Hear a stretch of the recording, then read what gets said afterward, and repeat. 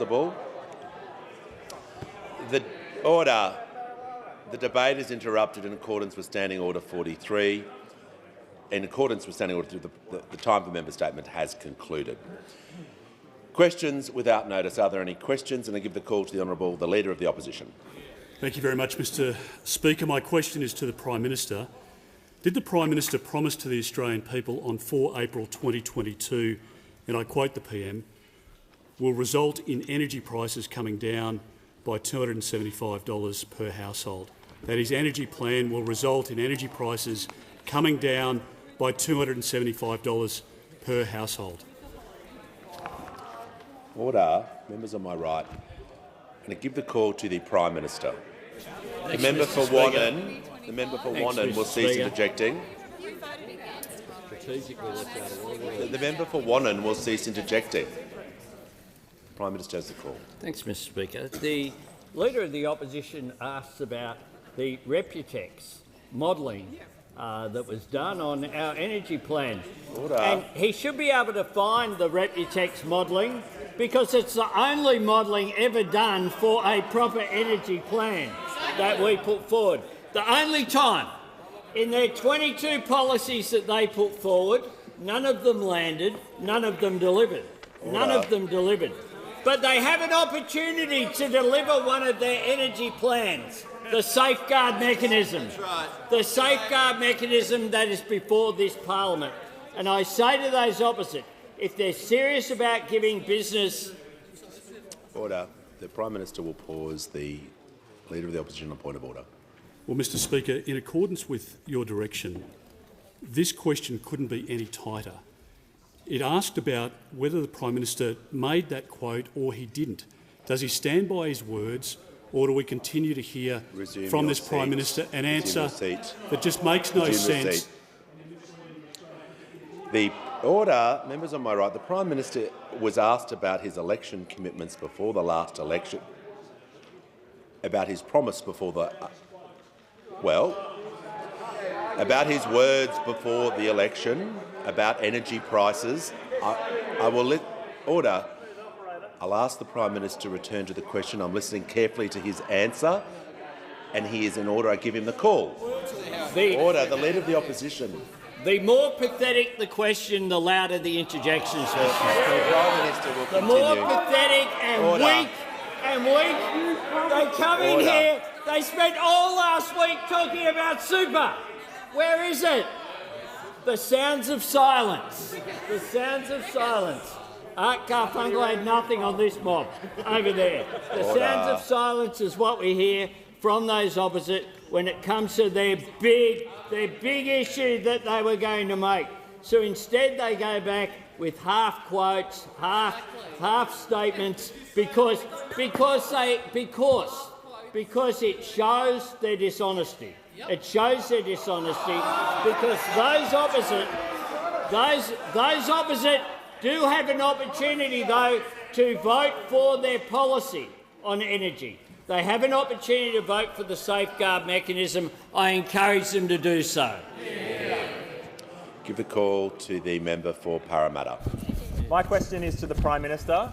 Why is Australia's relationship with India so important, and how will the Prime Minister's upcoming trip to India advance Australia's interests? Give the call. Order. Give the call to the Prime Minister. I thank the member for Parramatta for his question, for also his ongoing engagement with his diaspora community there in Parramatta, one of Australia's largest. India is indeed a key strategic partner. We have a rich friendship underpinned by shared democratic values, bonds between our people, and an affectionate but fierce sporting rivalry which will be resumed later this week. The Barghese report about the relationship with India is a very significant one, but it should not be left on the shelf. What we need to do is to make sure that we continue to develop the relationship. And indeed, one of the first things that I did as Prime Minister was go to the Quad Leaders meeting in Tokyo and meet with Prime Minister Modi, and I look forward to, later this week, meeting with Prime Minister Modi for the third time, along with our Trade Minister and our Resources Minister, and more than 25 business leaders, including significant leaders of the resources sector, the education sector, the IT sector and communications, transport sector, are all travelling as part of that delegation. India is Australia's sixth largest trading partner, but there is so much potential for so much more. Creating Australian jobs, helping our industries prosper, sparking growth and innovation. Renewable energy will be a focus of this visit. India's ambitious goals of 50% renewables and 30% electric vehicles by 2030 provide an opening for Australian manufacturing and resources. And our relationship with India is vital from a security perspective as well. Our defence links are growing. Australia will host Exercise Malabar for the first time this year. We will welcome Prime Minister Modi to Australia for the Quad Leaders meeting in the first half of this year, joining with the leaders of Japan and the United States in promoting a free, fair and rules-based order and a stable and balanced region. I really look forward to the visit. The first time I went there was with a backpack in 1991, catching buses, hitching rides, catching trains. It'll be a lot different this time, I suspect. But the relationship with India is a very, very important one. The Indian diaspora is one of Australia's largest growing. They make an enormous contribution here, and it's wonderful that Indian students are once again returning to our educational institutions, and we have some significant announcements about education and those relationships, how we can strengthen them, benefiting our economy, but also benefiting those people-to-people links. No relationship is better on a phone or on a Zoom call than it is in person-to-person relationships. And the visit of Prime Minister Modi will be a very welcome one later in a short period of time. And of course, India is the host of G20. I will attend there as well, as ministers are for the ministerial meetings. This will be a very significant visit, and I'm really looking forward to it.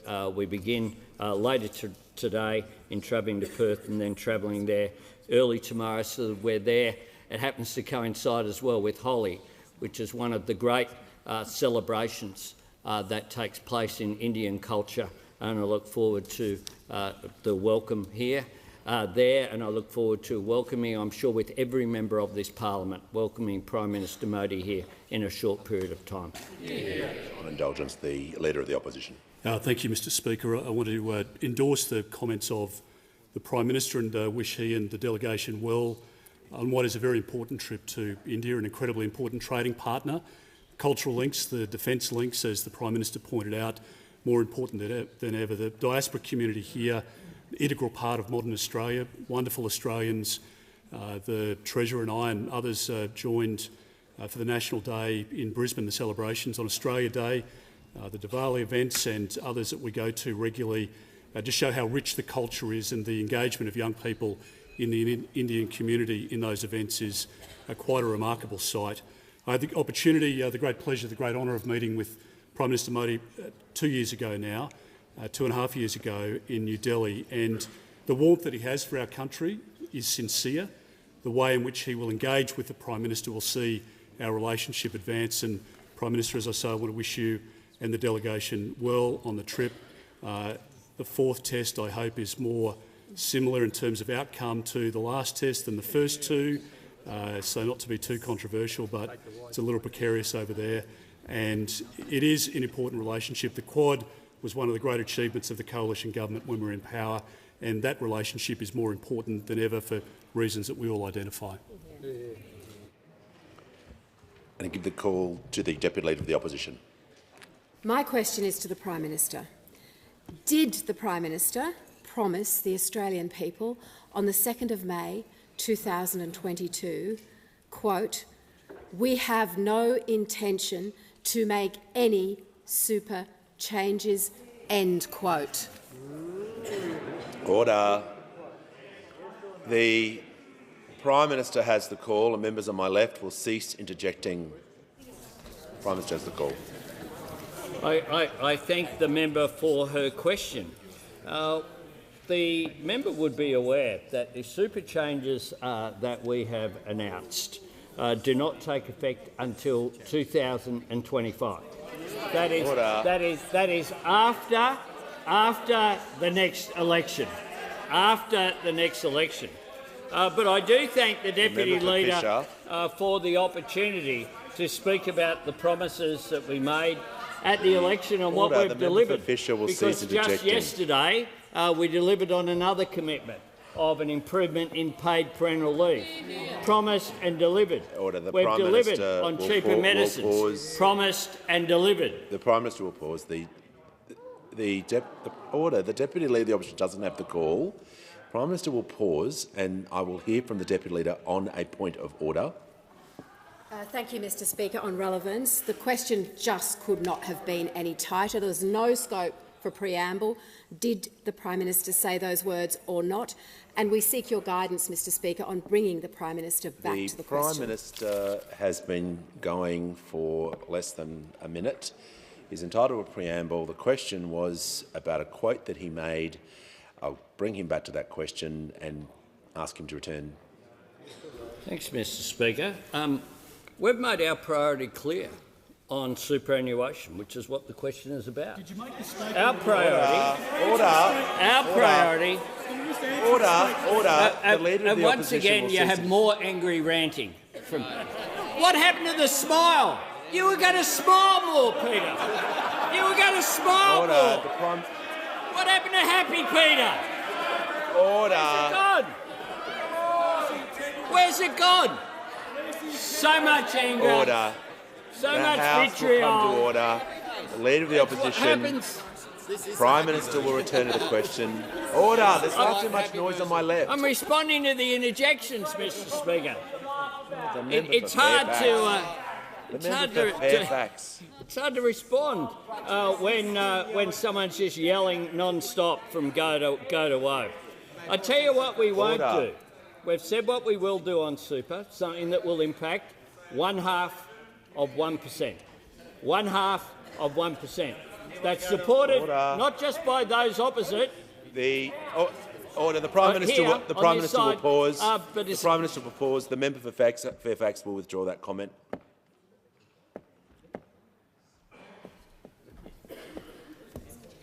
I withdraw. Prime Minister will continue. Thanks, Mr Speaker. We're a government for all Australians. They are a government for 1/2 of 1% of Australians. And I encourage them to go to the wall for that 1/2 of 1%. I encourage the Leader of the Opposition to go to the Liberal Party launch on Sunday and to stand up and introduce Dominic Perrottet as the Premier of New South Wales and say that this is the hill they're going to die on. This is the hill they're going to die on. The order, when the House comes to order, I'll hear from the member for Boothby. Thank you, Mr Speaker. My question is to the Minister for Industry and Science. Why is it important that Australia is a country that makes things again? Is there any opposition to the government's plans to support manufacturing? I'll give the call to the Minister for Industry and Science. Thank you very much, Speaker. And I want to thank the member for Boothby for her question. And I also think it's important, if I may, Speaker, just to give a shout-out to a manufacturer in her electorate. Boothby is the home to Micro-X, a terrific manufacturer that makes portable X-rays. And I think we can all be proud of this fact. They sent some of these machines to Ukraine to help save lives over there. Well done to them. Please pass on our gratitude for their work. And it's a kind of know-how we need to back more and more. From the factory floor to the lab bench to boardrooms, Australian ideas matter. Know-how matters. It helps create good jobs, and particularly in terms of our manufacturing capability. We are committed as a government to revitalising Australia's industrial base, and the NRF will invest in our industry capability. It'll address supply chain vulnerabilities. It'll build sovereign capability, and importantly, it'll help us stand on our own 2 feet again in a lot of key areas. A lot of great Australian manufacturers with great ideas on how to get things done.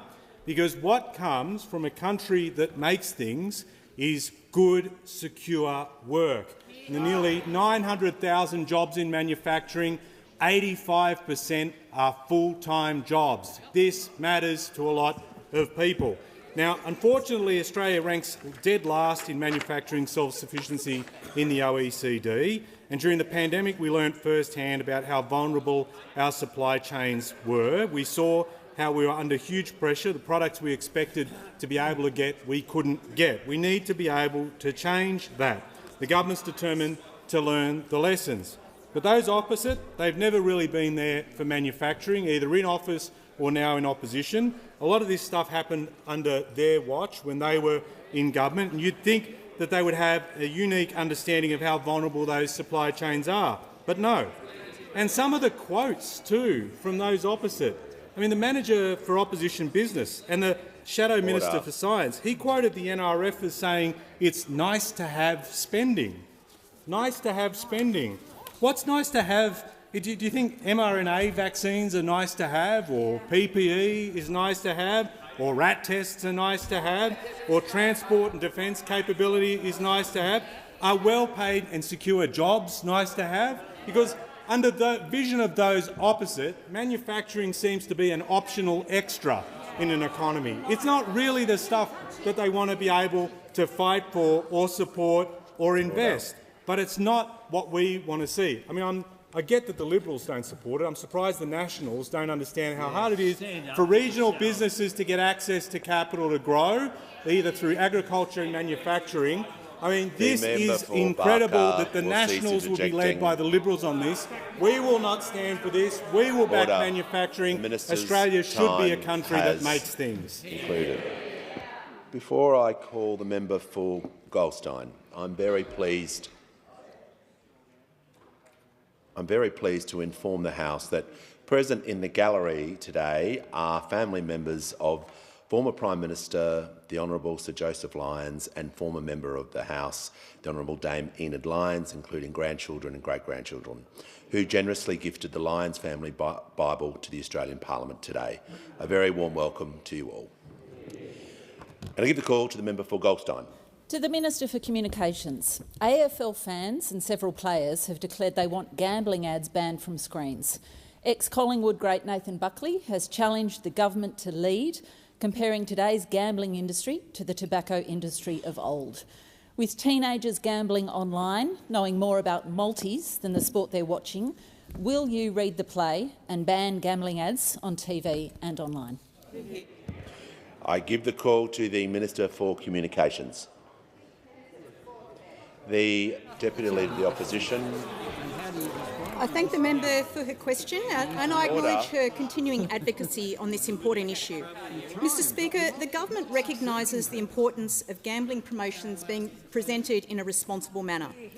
Whilst the Commonwealth responsibility in this sector is shared between myself and the Minister for Social Services, it is the communications portfolio which regulates the types of online gambling services that can be provided to Australians and for overseeing the gambling advertising rules for the broadcasting sector.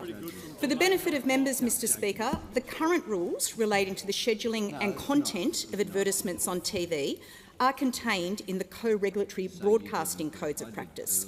These codes are developed under the Broadcasting Services Act by industry groups in consultation with the Australian Communications and Media Authority. Generally, the codes prohibit gambling advertising during programs that are principally directed at children, and they limit when advertisements can be shown during live sporting events. The content of gambling advertisements is further governed by the self-regulatory codes of practice developed by the Australian Association of National Advertisers, and that includes its wagering code. Mr Speaker, this government is committed to ensuring harm minimisation operates within a robust legislative framework with strong consumer protections, including through the continued implementation of the National Consumer Protection Framework.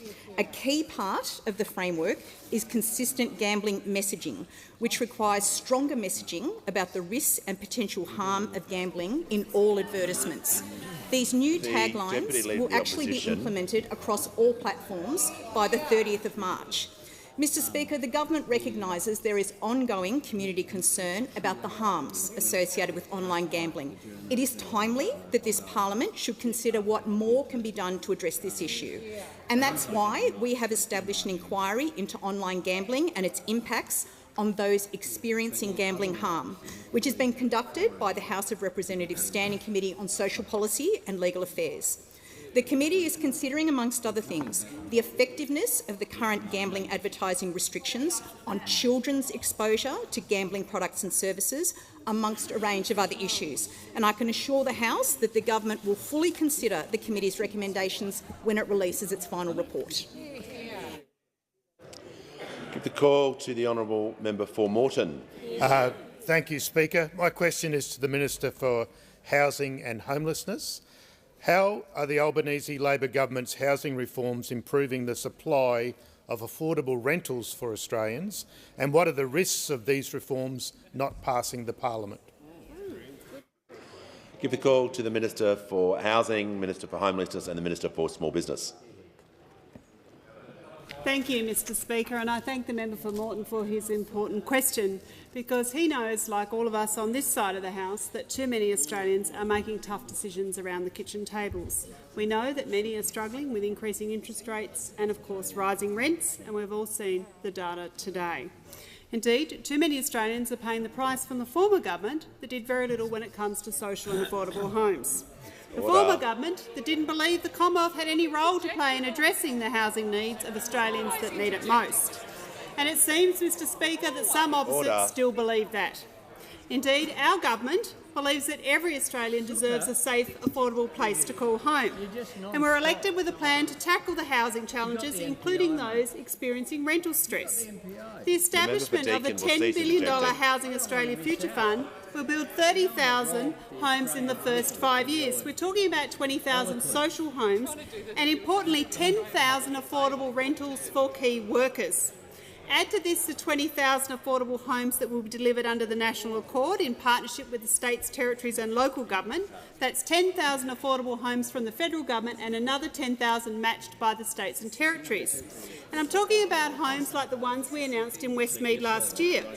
For key workers, we heard there importantly from Alyssa Ting, a midwife, who's already in an affordable rental being managed. And she said, and I want to quote, "The original market value rent is $450 and I'm paying $322 a week. So it's a huge difference. I honestly thought it was fake at first because I was like, no way, it can't be that cheap." We know that there are thousands of people currently struggling with increasing rents, and we know that our reforms and the Housing Australia Future Fund will make a real difference to thousands of people around the country today. Indeed, I'm pleased our legislation has received such strong support from many in this place, on the crossbench and, of course, the member for Bass, and they know it's providing national leadership on affordable housing. Or as National Shelter has said, it provides, and I quote, "a strategic approach to housing policy that's been lacking for some time." Indeed, I'm astounded that those opposite continue to be opposed, that they continue to say no to building more homes for rentals for people like Alyssa. They're saying no to building more homes for women and children fleeing family violence. They're saying no to building more homes for older women at the risk of homelessness. And they're saying no to building more homes to veterans at risk of homelessness, Mr Speaker. They continue to say no on a reform that we made to the people prior to the last election. Our ambitious housing reform will deliver on our policy to the Australian people. Give a call to the honourable member for Petrie. Thanks, Deputy. Thank you, Mr Speaker. My question is to the Prime Minister. Did the Prime Minister promise the Australian people on the 1st of May 2022 in Perth, and I quote, "Labor has real, lasting plans for cheaper mortgages"? Give a call to the Prime Minister. Can you listen to the last answer? I'm asked about our shared equity scheme that we announced in Perth. And a shared equity scheme is that's the hint. It's shared and there's equity. So instead of having 100% of the mortgage yourself, You have a shared equity scheme such as has operated in WA for a long period of time of 10% or 20% or 30%. That's the way shared equity works, and that's why the New South Wales government are implementing one. That's why the WA government has one. Prime Minister will pause. I'll hear from the Prime Minister has concluded his answer and will order. Members on my left are interjecting far too often. If this continues, a general warning will be issued. I give the call to the member for Blair. Thank you, Mr Speaker. My question is to the Deputy Prime Minister. How is the Albanese Labor government cleaning up the mess left by the former government when it comes to our greatest defence capability, our defence personnel?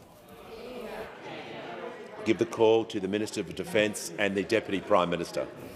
Well, can I thank the member for his question and acknowledge his significant contribution to the defence policy of our government. Order. Mr Speaker, on the 10th of March last year, the former government, led by the member for Cook along with the Leader of the Opposition, announced an increase in our Defence Force personnel of 18,500 by 2040. The announcement was made at Gallipoli Barracks in Brisbane with all the hoopla in tow. The member for Cook described this as the single biggest peacetime build-up of our Defence Force in our nation's history. And he said, and I quote, "It's not just about the dollars you invest or the support you provide, it's the instinct that you have." The instinct that you have. You can almost hear him saying it, because for those opposite, it was all about the vibe of the thing. They really were the Dennis Denuto of defence policy. There was not a photocopier in Russell that was safe.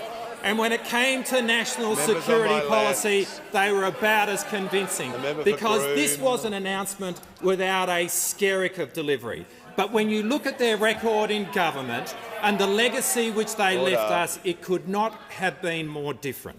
In 2020, the Defence Strategic Update rightly observed that Australia now sat within the 10-year threat window, an important observation to make. But they did nothing about it. In fact, they put the Defence Force on a slide. From that moment on, the Defence Force reduced in size. During the time that the Leader of the Opposition— Order. The Deputy Prime Minister will resume his seat. The member for McEwen. The member for Fisher. I'm trying to hear from the Manager of Opposition Business, and I'll give him the call. Well, Mr Speaker, the question began by asking about what the Albanese Labor government is doing, and we're now more than half. In fact, we're 1 minute 45 in, and his time has been spent entirely on what the previous government did. Resume your seat. The question was direct. Order. The question was about how the government is cleaning up the mess left by the former government. That was the first part of the question relating to defence and defence personnel. The member for Longman does not give commentary when I'm giving a ruling. The Deputy Prime Minister is in order and asks to continue his answer. When the Leader of the Opposition was the Minister for Defence, the Defence Force shrunk by 1,400 people. That was his vibe. And it's a challenge for this country, but it's a challenge this government is going to fix. I give the call to the Leader of the Nationals. Thank you, Mr Speaker. My question is to the Minister for Infrastructure, Transport, Regional Development and Local Government. Will the minister rule out a proposed 10% annual increase to the heavy vehicle road user charge, which would drive up the cost of living for all Australians? Give the call to the Minister for Infrastructure, Transport, Regional Development and Local Government. Thanks very much to the member for the question. As the member knows, the heavy vehicle charges are set a collective decision by all states and territories, including the last time I looked, the Liberal-held states of New South Wales and Tasmania. Now, of course, the heavy vehicle charges are to actually fund the share that heavy vehicles take of the amount of damage that is done to our regional roads in particular. So on the one hand, we've got all of you out there screaming, saying, I've got, roads, I need funding, I want all this money, I want you to fund it. But at the same time, we've got you guys out there again saying, somehow or other, on the one hand, we're going to cut fuel tax credits, apparently. They were the only people who actually did do that. But on the one hand, doing that, and that we're going to do this other, heavy vehicle charges. Again, what I would say very clearly, no decision has been taken. No decision has been taken on heavy vehicle road user charges, but this is a decision. It is a decision that is taken collectively by every state and territory government, including those held by the Liberal Party. Give the call to the member for Reid. Thanks, Mr Speaker. My question is to the Treasurer. What does the Independent Reserve Bank's decision on interest rates mean for Australians? Give the call to the Treasurer.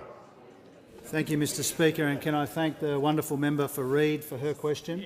And while we are west of Sydney, can I acknowledge the economics students from William Carey Christian School as well in the electorate of the very fine member for Werriwa up the back as well.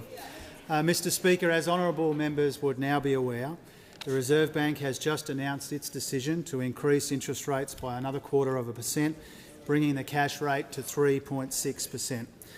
This will make life harder for many Australians who are already under the pump. This was expected, it was flagged, the markets anticipated it, but it will still sting. These interest rate rises, which began before the election, the cumulative impact of those rate rises for every $500,000 owed is now about $1,000 a month. That's the cumulative impact of these rate rises which began before the election. Last week's national accounts showed that Australian households spent about $20 billion in mortgage interest payments in the December quarter, compared to about $11 billion in the same period a year earlier.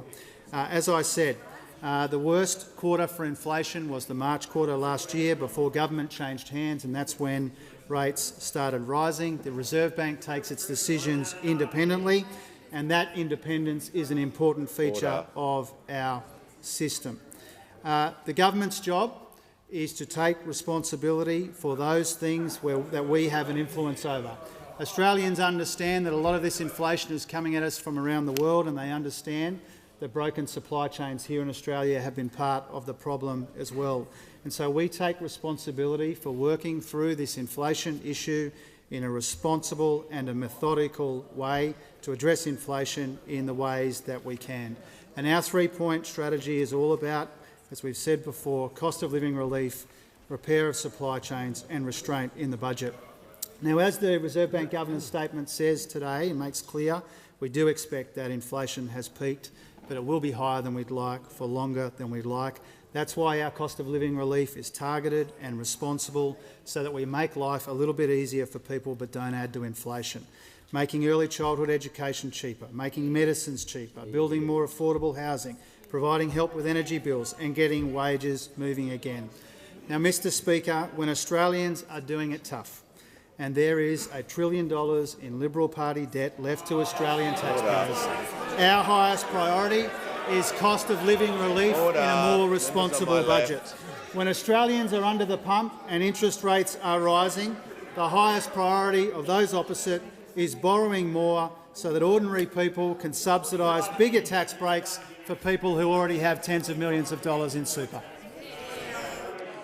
Give the call to the member for Hume. Thank you, Mr Speaker. My question is to the Prime Minister. Under the Albanese government, interest rates have now gone up 9 months in a row. Economists and the RBA say there are more rate rises to come. Westpac Chief Executive Bill Evans says it's going to be a very tough time. There's a lot of pain out there. Why, when Australians are already doing it tough, is the Prime Minister's only answer to break promises and raise taxes? Give the call. Order. Give the call to the Prime Minister. Bigger tax breaks for people with millions of dollars. Thanks very much, Mr Speaker. The Shadow Treasurer, who refuses to ask a question of the Treasurer, even in the context of Reserve Bank making the decision independently that they did, exposes the disingenuous nature of the question by refusing to acknowledge that interest rates began to rise on their watch. On their watch. And they talk about the rate that's now 3.6%, but it was 6.75% when this bloke was the Assistant Treasurer of Australia. 6.75%. Now, is 6.75 more or less than 3.6? More. And those opposite are so disingenuous. The Shadow Treasurer who asked the question said as recently as last September, it is very clear the world has changed dramatically. Even in the past few months, we've seen a rapid shift to an inflationary environment. Interest rates are bucking decades of downward trends. That's what he had to say. That's what he had to say. And then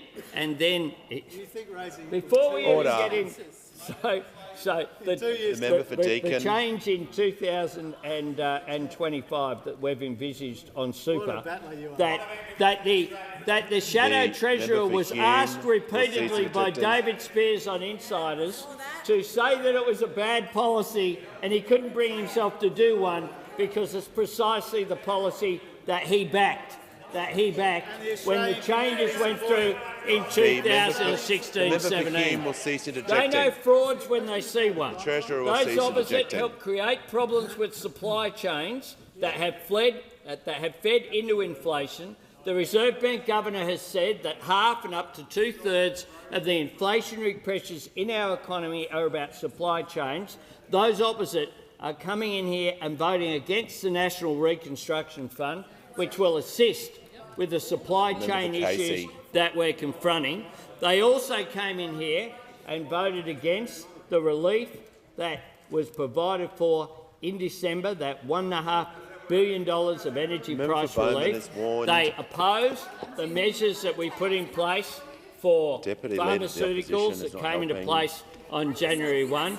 They're against the childcare reform that we put in place on July 1. But what they did the last time they had an opportunity to have a budget, what they did was pour massive amounts of money into the system that all ended once people... The Prime Minister's time has concluded. Order! Give the call to the member for Robertson. Thank you, Mr Speaker. My question is to the Minister for Health. Why is it important to make medicines cheaper for Australians? Give the call to the Minister for Health and Aged Care. Speaker, and I thank the member for Robertson for his question and also for hosting me and the member for Dobell last week, along with Dr Ian Charlton, a great GP in the Central Coast, to announce the expressions of interest opening for the 14 urgent care centres that we've promised to deliver this year in New South Wales. I also know, Mr Speaker, just how hard the member for Robertson campaigned on a promise to deliver the people of the Central Coast cheaper medicines at the election last year. And, Mr Speaker, we have delivered on that promise. In July, we slashed the safety net threshold for millions of pensioners and concession card holders by 25%, so that now across a year, on average, pensioners and concession card holders will pay no more than $5 per week for all of their medicines needs, no matter how many medicines they take. In September, we cut the price of more than 2,000 brands of medicine, delivering $130 million back into the pockets of hard-working Australians. And in November, the Minister for Social Services delivered on our promise to give more self-funded retirees access to a seniors health card that would give them access to cheaper PBS medicines and bulk bill GP visits. And the member for Social Services has reported that already more than 10,000 self-funded retirees now have a seniors health card in their wallet who didn't have that before November. But, Mr Speaker, the centrepiece of our cheaper medicines policy was delivered on the 1st of January, when we delivered the biggest cut to the price of PBS medicines in the history, the 75-year history of the pharmaceutical benefit scheme, slashing the price of general patient scripts from $42.50 to just $30. And, Mr Speaker, I'm delighted to report that in just the first 2 months of our cheaper medicines policy, just the first 2 months, we've delivered even greater savings than we predicted. The price of more than 3.2 million scripts have already come down, delivering more than $36 million into the pockets of hard-working Australians. And, Mr Speaker, this isn't just good for their hip pocket. As the member for Robertson well knows, this is good for their health, because every year almost 1 million Australians defer or go without a script their doctor has said is important for their health because they can't afford it. It's already making a big difference, Mr Speaker. Quotes Morgan, or Megan, who's in her early 30s. I should have brought my reading glasses, Mr Speaker. She wrote to us saying, as a chronic pain sufferer, it's great to be able to get some savings on prescription medications. It's making a real difference to my household budget. Mr Speaker, just one example of the millions of Australians who are benefiting from the Albanese government's cheaper medicines policy. To give the call to the member for Curtin. This is a question for the Prime Minister. The US Inflation Reduction Act is a global game changer, attracting capital, technology and people to the US as it leads the way towards a net zero world. The rest of the world is following suit. Despite our natural advantages, this makes it hard for Australia to compete as a green energy superpower without our own transition incentives. To ensure we don't miss the boat on massive future export opportunities like green hydrogen, will the government respond boldly to the Inflation Reduction Act? Give the call to the Prime Minister. I thank the member for Curtin for her question and for her ongoing commitment to action on climate change.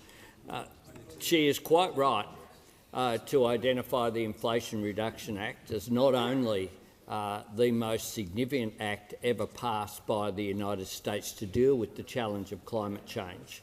It will also have an impact around the world, and it's something that the Minister for Energy is very conscious of as well.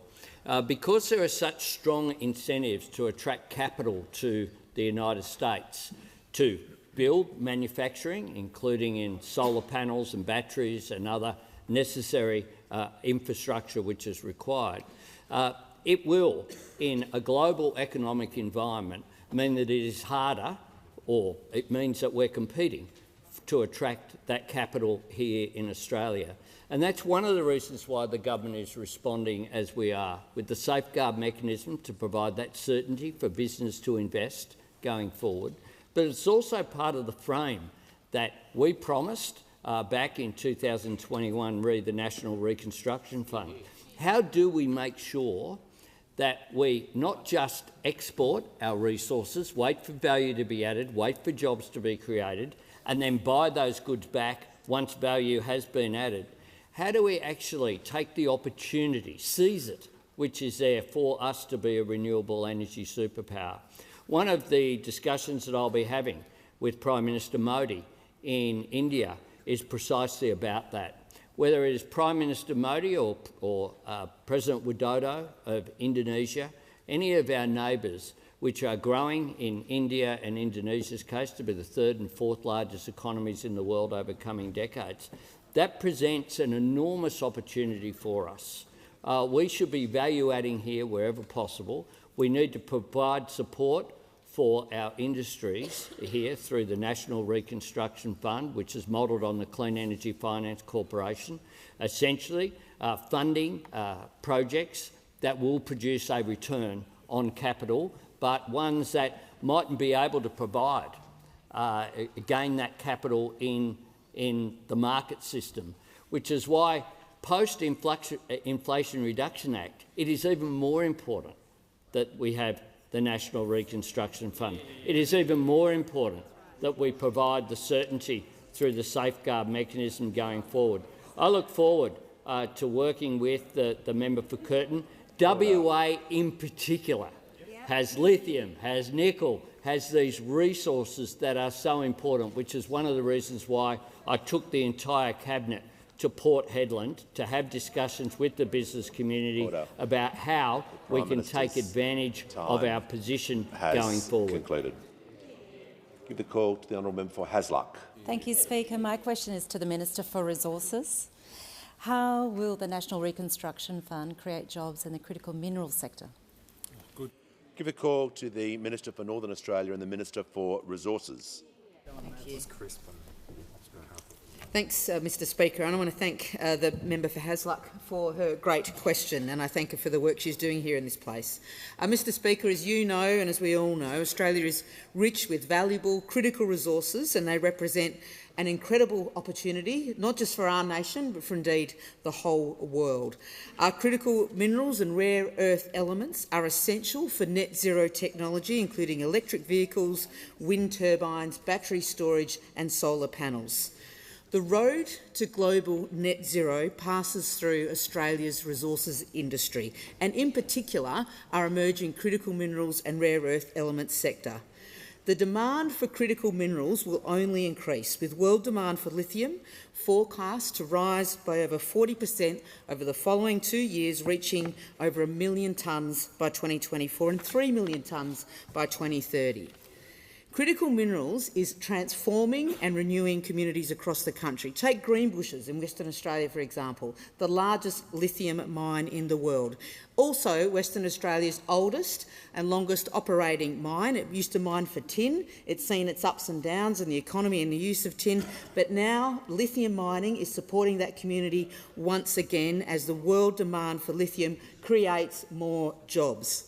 Critical minerals presents an unmissable opportunity for our nation, one that this government will not let pass by. Mining creates jobs. We know that. There are over 270,000 jobs in the resources sector across the country. Minerals processing and adding value to what we mine creates jobs. The NRF and the Value Adding and Resources Fund will create jobs. Taking our critical minerals and rare earth elements along the value chain will create jobs that are high in value, in high-tech industries and are well-paid, and they will help the world decarbonise. And what do those opposites say? Well, they say no. This government, through the $1 billion Value Adding and Resources Fund as part of the $15 million National Reconstruction Fund, will ensure a greater share of our raw materials are processed here. We seek to support businesses that will secure capital that will allow them to expand their workforce, create jobs. That's what we want to do in this country, bringing manufacturing capability back and ensuring we process more minerals here. This government was elected on a mandate to secure the National Reconstruction Fund and the Value Adding and Resources Fund. Those opposite say no. Mr Speaker, it is absolutely inconceivable that those opposite oppose a job-creating, nation-building legislation. They used to support the critical minerals facility, they used to support the critical minerals industry, but now they just say no. Well, it's not good enough. We will create a critical minerals industry. Has concluded. I give the call to the member for Moncrieff.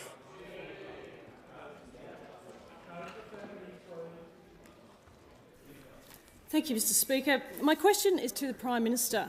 On the 1st of May 2022, the Prime Minister promised at Labor's campaign launch that Labor has real, lasting plans for cheaper electricity and cheaper mortgages, but the Courier Mail reports that this cost of living crisis is forcing Queensland families, Prime Minister, to pay an extra $1,100 a month on food, groceries, energy bills and mortgages. Isn't this just another broken promise from this out-of-touch Prime Minister? Give the call to the Prime Minister. I thank the member for her question, which goes to inflation. And it is true that inflation is a global phenomenon that has arisen because of post-COVID, because of supply chain issues that occurred during the global pandemic and then were exacerbated by the Russian invasion of Ukraine. The previous question that I just got asked, which was a mature question from the member for Curtin, seeking to contribute to the policy debate was about the Inflation Reduction Act. It's called the Inflation Reduction Act in the United States because there's higher inflation than there was before the pandemic, and that, I must say, than there is here as well in Australia. Order. In a global economy, we are not immune from the global impact of inflation. Now, for those opposite who like to profess themselves as free market capitalists, to not understand that is quite extraordinary. Perhaps they're arguing that we should have a completely closed economy, Soviet style, that doesn't link up with global markets and global economic trends, because that is essentially the assumption behind the direction of the questions in which they are going. Fortunately, in Australia we have some structures, thanks in part to the reforms of the Hawke and Keating government, that do ensure that we're connected with the global economy. And the RBA governor had this to say just last week. Most advanced economies are in a similar position to Australia and have responded with higher interest rates, in some cases to a level substantially higher than that in Australia. Our assessment is that inflation is likely to have peaked around the end of 2022 and will now start declining. And you don't have to even believe the Reserve Bank governor if we're against him, apparently those opposite these days, but they perhaps can listen to the Leader of the Opposition, who had to say this in May 2022. Nobody wants to see interest rates go up, but it's a reality of a world where there's inflation. You know that term? A world where there's inflation. Australia lives in that world. Apparently you live in a different one. Call to the member for Hawke. Thank you, Mr Speaker. My question is to the Minister for Social Services. How will the Albanese Labor government's historic changes to paid parental leave, which passed the parliament yesterday, provide more support to parents in those crucial early years? Give the call to the Minister for Social Services.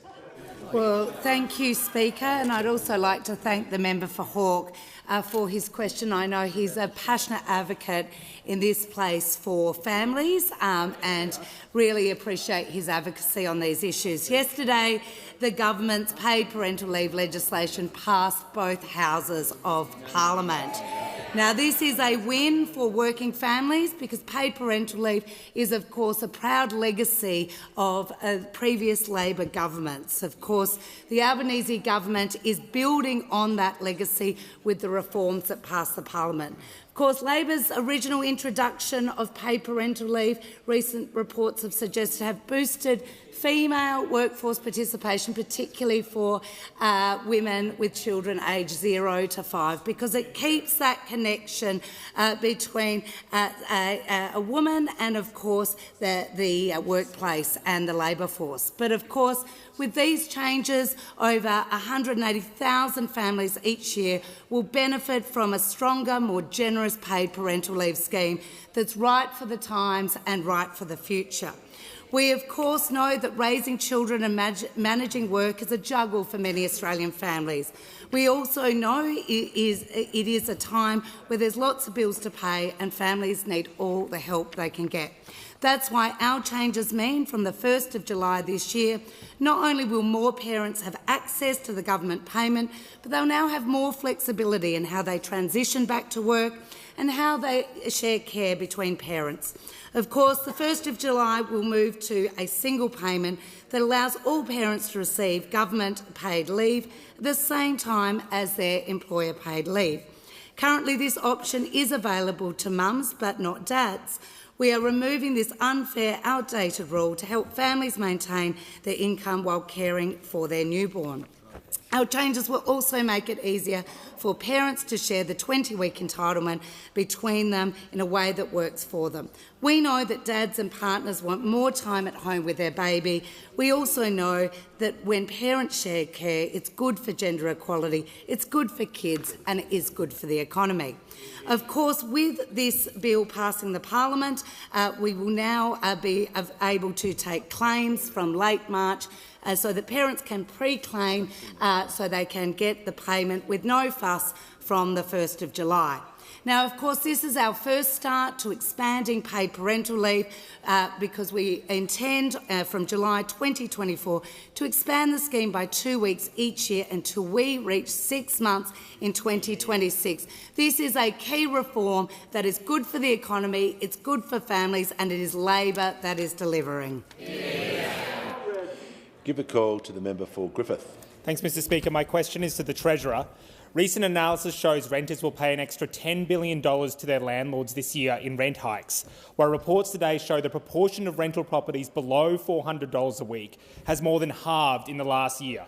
Given the government was willing to work with the states to cap energy prices, will the government finally agree to do the same for rents and put a freeze on rent increases on the National Cabinet agenda, as well as doubling rent assistance in the upcoming budget to help stop this mounting crisis? Give the call to the Treasurer. Yeah, thanks very much, Mr Speaker, and thanks to the member for his question. I don't think it's any secret to anyone in this place, Mr Speaker, that we don't have enough rental properties in this country.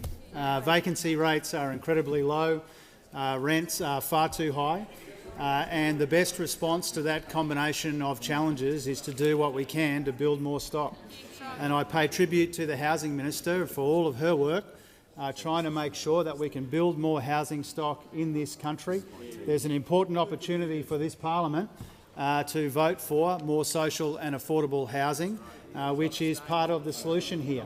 Now, we recognise when there are labour shortages, when there are pressures on costs of building materials and other pressures, that it is a difficult time to be building more properties, but that doesn't mean we shouldn't be putting in place the kinds of funds that are before the parliament, the kinds of arrangements that I've been talking about, the Minister for Housing has been talking about when it comes to housing supply and the housing accord. We recognise that Australians are under the pump.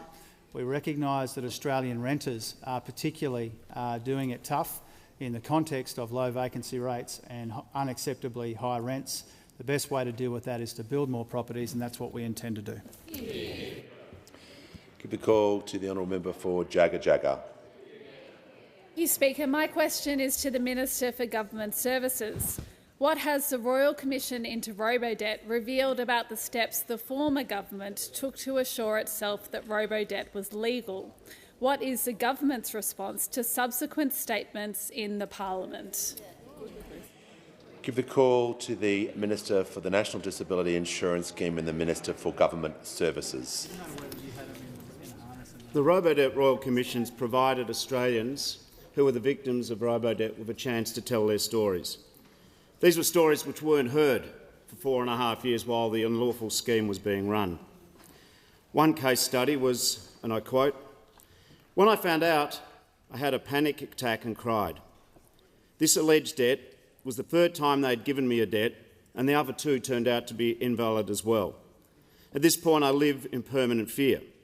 I'm chronically ill and on disability. All doctors tell me to avoid stress, but there was no avoiding the stress Centrelink caused me. Last year, I ended up in a psych ward feeling as though I should just give up and die." Another statement. "I received a request from Centrelink 18 months ago for me to prove I had not been overpaid by them for what was deemed to be approximately $6,000. I've had severe headaches. I'm in constant body pain from my surgery and arthritis. I've had suicidal thoughts due to this supposed debt. With my anxiety up, my body pain's up. Some days I can't even get out of bed." Another story. Jenny was pursued by Centrelink for a robo-debt. It had been alleged she'd been overpaid approximately $3,000 over a period of time over 7 years ago.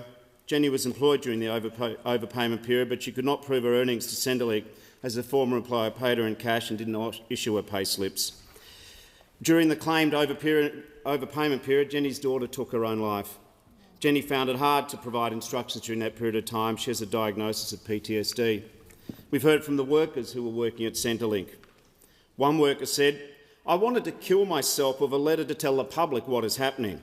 I still cry every day. I feel responsible for the deaths of others. I cannot get some phone calls out of my head." Another worker said, "The impact on my personal life was enormous. I took 3 months long service leave. I ended up in the outpatient services of a psychiatric unit."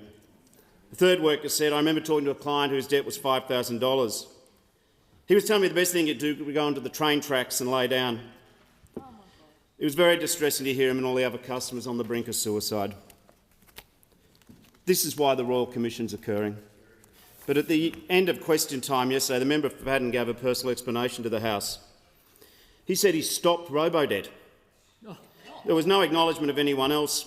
He says he took action. He sought legal advice on the 4th of July 2019 because he had substantial misgivings.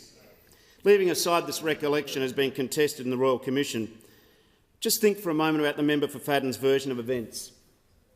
He waited 155 days. If you have substantial misgivings, no matter what minister you are, do you wait 155 days? I wonder how many thousands of debts were issued in the period of substantial misgivings. I remind the member for Paddon and Coalition, you are not the victims here. The minister's time has concluded. I give the call to the member for Hughes. My question is to the Prime Minister. Before the election, the Prime Minister promised a $275 drop in power bills. That didn't work, so he passed laws that, on 12 December 2022, he promised will actually be deflationary by reducing people's power bills next year. Where are the Australians who have had a reduction in their power bills? Doesn't this show just how out of touch the Prime Minister is with ordinary Australians? Give the call to the Prime Minister. Thanks. Give the call to the Prime Thanks Minister. very much, Mr Speaker. I'm asked about the promises that we made before the election. And can I say this, that we did promise to create more fee-free TAFE places and we delivered. We promised a National Anti-Corruption Commission and we delivered. Order. We promised 10 days paid to family and domestic violence leave and we delivered. We promised to legislate for net zero and we delivered. We promised to establish a Robo-debt Royal Commission. And we just heard from the Minister a powerful reading into Hansard of the very real evidence of people who were the victims of Robo-debt, the victims of Robo-debt. Now, I acknowledge that people are doing it tough. Global inflation means that it has an impact on people, particularly more impact the less income and funds that you have. And so that's why the government has put in place measures including cheaper medicines, cheaper childcare, fee-free TAFE. That's why we've put in energy price relief. That's why we're taking the action that we are. That's why we have a responsible budget policy of relief, repair and restraint, because we want to take pressure off inflation.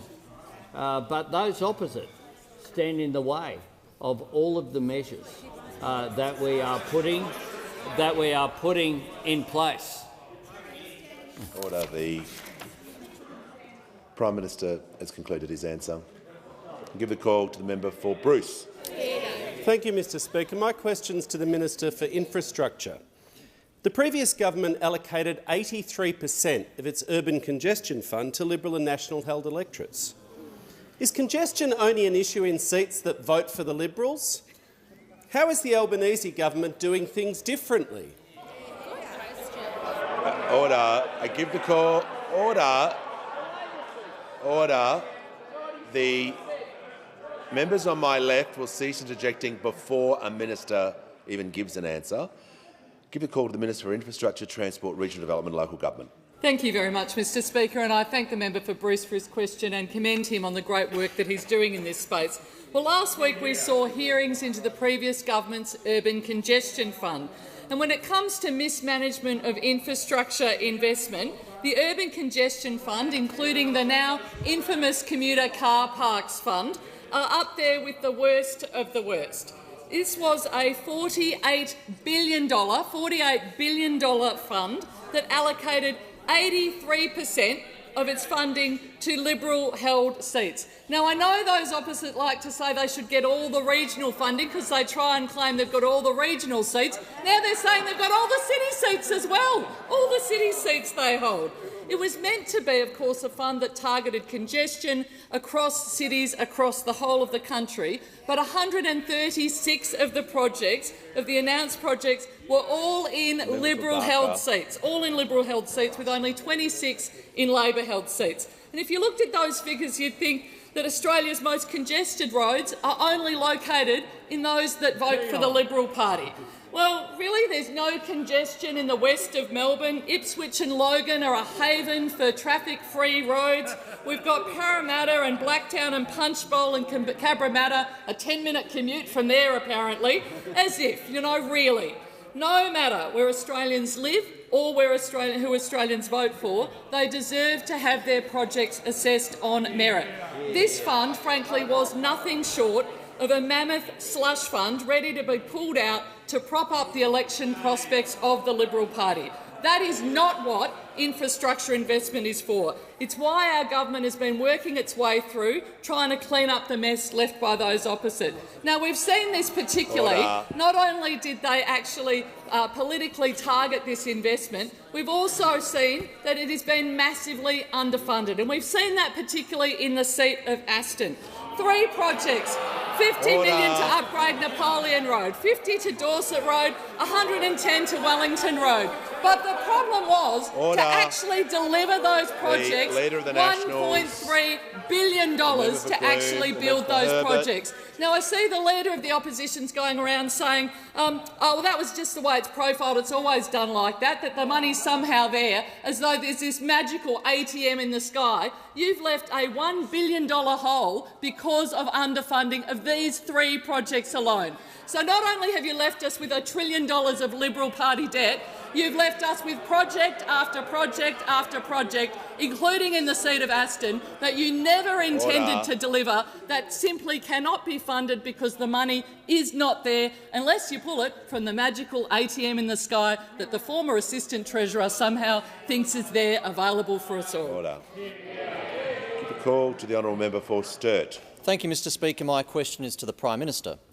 On the 1st of May last year, the Prime Minister promised that, quote, Labor has real lasting plans for cheaper electricity and cheaper mortgages. But according to the Resolve Political Monitor, 2/3 of Australians say higher prices and interest rates are having a serious impact on their households. Isn't this just another broken promise from this out-of-touch Prime Minister? Give the call. Order. Give the call to the Prime Minister. I thank the member for Sturt for his question, and I certainly understand that people are under pressure from the impact of inflation. The Reserve Bank understands that. The global impact of every advanced economy in the world understands that. Whether it's the United Kingdom, the United States, Europe, we're suffering from higher inflation than had occurred previously, pre the pandemic, and we're also, that's being exacerbated by the higher energy prices that are coming as a direct result of the Russian invasion of Ukraine. That is having an impact. But I say to the member for Sturt that his constituents would be very grateful if he had voted for the energy price relief plan of $1.5 billion. $1.5 billion. Because our responsibility, of course, is not just to identify problems. More importantly than that, it's to identify solutions. Identify solutions and developing practical problems. And that's why our energy price relief plan, our fee-free TAFE places, our expansion of paid parental leave, our more affordable housing, our cheaper childcare, our cheaper medicine, all of these issues are aimed at taking pressure off families. I say to the member for Sturt, that what he should do is vote for some of these measures instead of just saying no to everything, along with his colleagues. Order. Stand up for your constituents, like the member who sits next to you does on issues of principle. Call to the member for Gilmore. My question is to the Minister for Communications. What progress has been made in delivering the Albanese Labor government's investments in regional communications, including for improvements in mobile coverage? Why is it important for the government to deliver on its commitments, and what approaches have been rejected by the government? Order. The member for Riverina is excited but can just contain his enthusiasm. He can't hear anything. Give the call to the Minister for Communications. Thank you, Mr Speaker, and I thank the member for her question and acknowledge her advocacy in this area. The Albanese government is delivering the most significant regional communications investment package since the inception of the NBN. We are investing over $2.2 billion in regional comms over the next 5 years, and that is a substantial increase on the Coalition's budget of around $1.3 billion. We also committed before the federal election to address mobile coverage issues in a number of communities across Australia, based on feedback from councils, telcos, locals to Labor when we were in opposition. Many of those locations were in bushfire and disaster-prone areas like the Blue Mountains and the south coast of New South Wales. Mr Speaker, these are at-risk areas that had not been addressed by the Coalition. They were our election commitments. We listened, we committed, and now we are acting. Mr Speaker, in addition to those election commitments at 54 locations are a number of other programs contained in the October budget providing additional regional comms investment. Applications will shortly open for 2 programs, making available $150 million of federal co-investment, including for mobile black spots. The government also committed $480 million for a major expansion and upgrade of the fixed wireless network of the NBN, benefiting around 1 million regional premises, and $1.1 billion in NBN fibre upgrades for a further 660,000 regional premises. And this includes freeing up additional satellite capacity and has enabled a trial of unmetered SkyMuster satellite access. Mr Speaker, these upgrades are proceeding apace. This is in stark contrast to those opposite, where their record on the NBN was a masterclass in economic and technological incompetence. But, Mr Speaker, what is most amazing is to hear those opposite complain about Labor's election commitments with a total lack of self-awareness about their own approach. Mr Speaker, in the priority round of the mobile black spot program under the Coalition, you might wonder, out of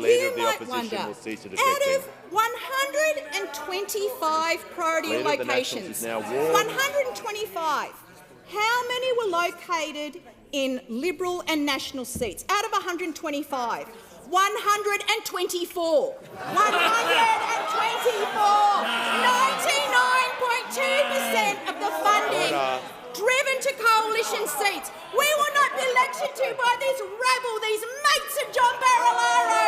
They take inspo from Farah. That is all they do, Mr Speaker. They neglect regional Australia, and they have the hide to complain about Labor meeting its election commitments and not fighting for their own constituents. Order.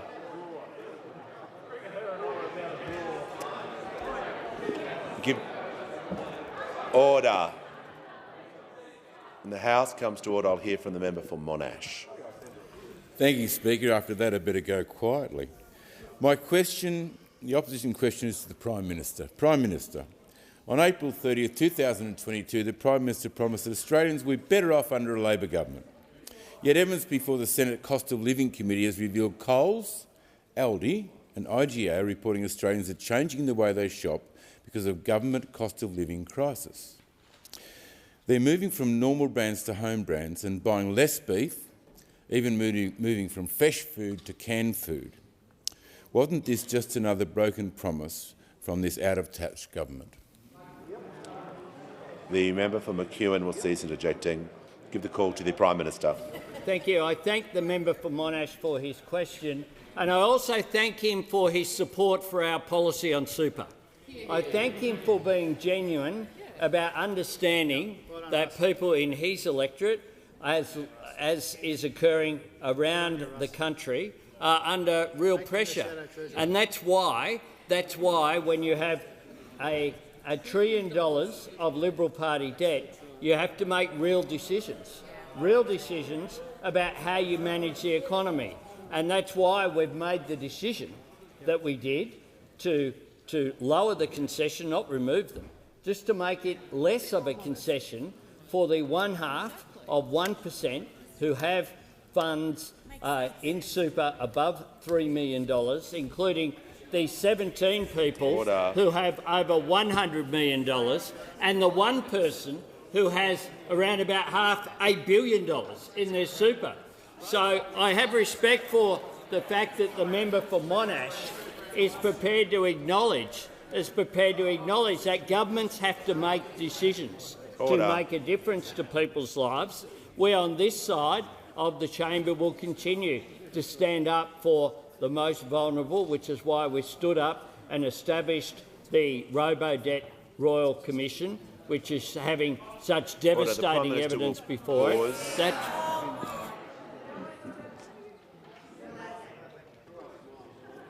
The Manager of Opposition is on a point of order. Mr Speaker, on relevance, the question is about cost of living. The Prime Minister has ranged over every possible topic. He needs to come to the terms of the question. The question was about groceries and the price, the cost of living. I'm listening to the Prime Minister carefully and ask him to return to the question. Order. The Prime Minister has the call. And earlier today, I spoke about the cost of living for one of my constituents who was hit with a massive robo-debt bill, even though he, in his 20s, had contracted cancer. He had expended all of his sick leave and holiday leave. He then went to Centrelink and got a payment in order to get by, in order to buy food at the supermarket, in order to survive. And he got hit with a debt that he did not owe because of the system that was put in place for robo-debt by those opposite. So on top of having to deal with, in his 20s, chemotherapy and cancer, he had to deal with the pressure that was on him and the anxiety caused, which had an impact on his health. That is the real impact that people had. We on this side of the House understand that people are doing it tough. We will put in place practical measures to make a difference to them, but we won't be lectured by those opposite about dealing with the most vulnerable in our community while they continue to defend their robo-debt system but continue to stand up as well for the 0.5% who aren't saving for their retirement but are using the system in order to gain a significant benefit through a concession that those opposite acknowledged was not sustainable. The Prime Minister's time has concluded. Give the call to the member for Higgins. Thank you, Mr Speaker. My question is to the Prime Minister. How is the Albanese government taking pressure off families and building a better future for all Australians? How is the government working with the states to assist this? Give the call to the Prime Minister. I thank the member for Higgins for her question and for her outstanding representation. The finest member for Higgins I've ever seen, I must say, Mr Speaker. When the government was elected, we did say we would build an economy that worked for people, not the other way around. And we are working on this. We are taking pressure off families through cheaper medicine, cheaper childcare, expanding paid parental leave, more affordable housing, energy price relief and our fee-free TAFE places. We're also working to make employment more secure, because secure jobs give people dignity. They give them purpose and stability and connection to their community. We've acted to get wages moving again. Remember the minimum wage? Perhaps that has an impact on people buying things in the supermarket. Perhaps that $1 an hour increase has an impact, but it was opposed by those opposite. They said They said it would all fall down, the sky would fall down. That's why we're also committed to building up Australian manufacturing through our National Reconstruction Fund, our Housing Australia Future Fund, delivering housing for women and children escaping domestic violence, for veterans, delivering more emergency funding, delivering funding for housing to fix up some of the housing in remote Indigenous communities as well. But that's opposed by those opposite. We know there is more to do. We know that families are feeling under pressure, but those opposite just say no to everything that is put forward. They said no to the Housing Australia Future Fund. They said no to manufacturing jobs. They say no to power price relief for households. They say no to making super stronger for the future. They say no to even their own policy on climate change, the safeguard mechanism. They don't put forward amendments. They don't put forward improvements. They don't try to engage in serious policy debate. They just say no. They just say no. It's no wonder that the Leader of the Opposition has not appeared with the New South Wales Premier since last October. There's a force field around the New South Wales Premier. He's happy to appear with me, Mr Speaker.